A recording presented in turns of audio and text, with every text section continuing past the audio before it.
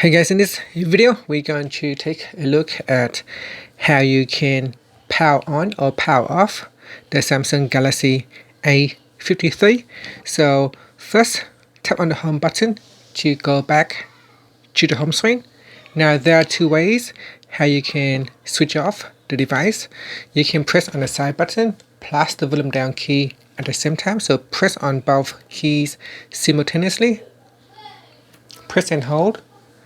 And then from the power menu, you can select power off.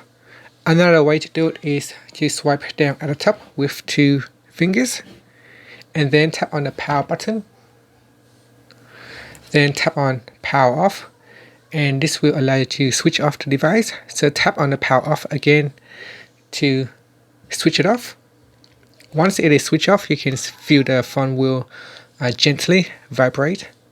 To turn on the device, press and hold on the side button,